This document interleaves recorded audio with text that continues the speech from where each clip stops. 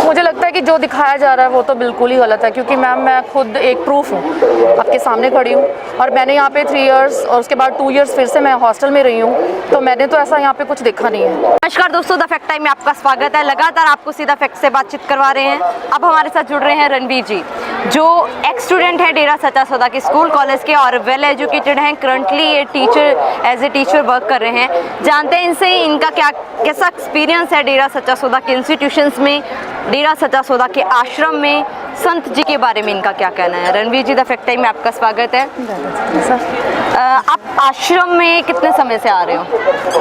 Ma'am बचपन से, बहुत छोटी थी तब से आ रही हूँ। आप एक्स स्टूडेंट भी रहे हो यहाँ पे? हाँ जी। कब से लेकर कब तक आपने एजुकेशन यहाँ से मैंने यहाँ से ग्रेजुएशन की है 3 इयर्स की, उसके बाद 2 इयर्स का मैंने MBA भी यहाँ से किया है। कैसा इन्वायरमेंट लगा आपको इंस्टीट्यूशंस का? दुनिया में सबसे अलग, ऐसा कहीं भी नहीं है। सेफ्टी कैसी है गर्ल्स की?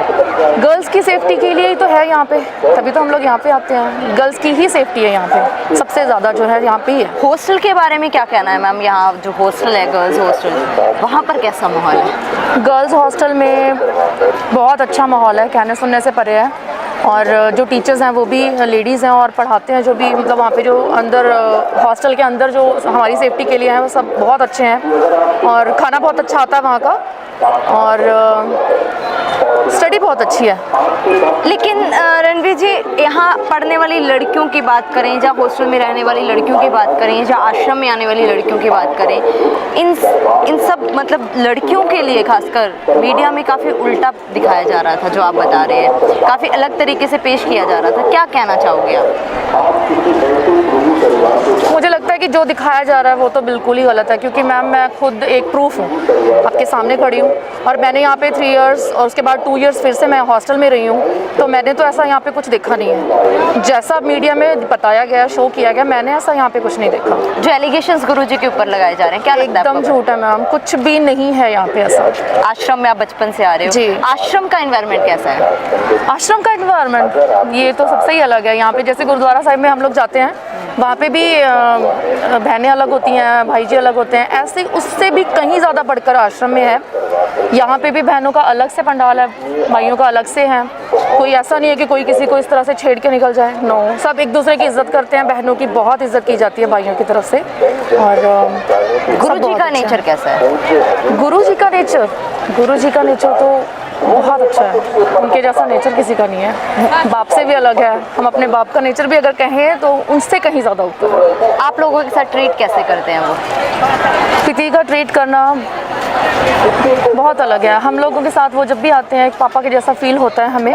हमारी कोच रहते हैं और जब भी हॉस्टल में आया करते थे तो ऐसे पेरेंट्स की कमी महसूस नहीं होती थी। बहुत अच्छा लगता था जब वो आते थे हॉस्टल में। मैम, आप इतने पढ़े लिखे हो, फिर भी आप एक संस्था के साथ आज भी उनके साथ खड़े हो। इतना कुछ 2017 में उनके बारे में दिखाया गया, फिर भी उनके साथ क्यों? क्योंकि मैम हम लोग खुद ही इस चीज़ के प्रूफ हैं। हम लोगों ने आंखों से देखा हुआ जो कुछ देखा हुआ है।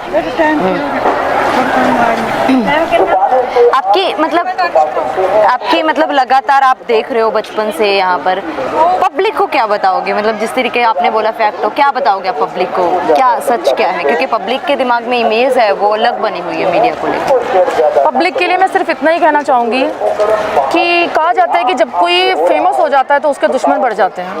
तो कुछ ऐसा ही हमारे साथ हुआ है, गुरुजी के साथ हुआ है। और जो कुछ गुरुजी यहाँ पे कर रहे थे सब कुछ सच था, एकदम सही चल रहा था। हो सकता है किसी को ना पसंद आया हो, दैट्स वाई उसका उल्टा का असर हो रहा है। गुरुजी ने क्या किया है आज तक, समाज के लिए क्या किया है? गुरुजी ने तो बहुत सारे मानवता भलाई के कार्य स्टार्ट किए थे और चल रहे हैं, आज भी चल रहे हैं। हालांकि वो हमारे बीच में देह रूप में नहीं है, लेकिन आज भी उनके बताए हुए कार्य आज भी चल रहे हैं। 3-4 सालों से अब वो समाज में नहीं है। अब क्या इम्पैक्ट पड़ रहा है सोसाइटी के ऊपर? बहुत बुरा इम्पैक्ट पड़ रहा है मैम। फर्स्टली तो गर्ल्स की सेफ्टी नहीं रही जो गुरुजी के होते यहाँ पे थी।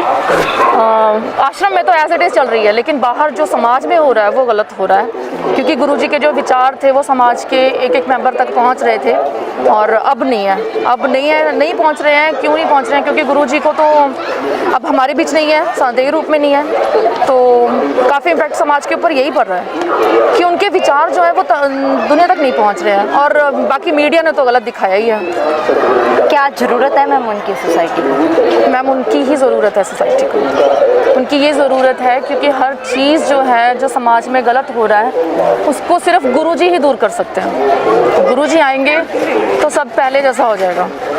मैम आप भी एक टीचर हो, आप सोसाइटी में देखते होगे, स्टूडेंट्स को भी देखते होगे। आज हमारा जो यूथ है, जो छोटे छोटे बच्चे हैं, वो किस डायरेक्शन में जा रहे हैं? उनको किस चीज़ की नीड लग रही है?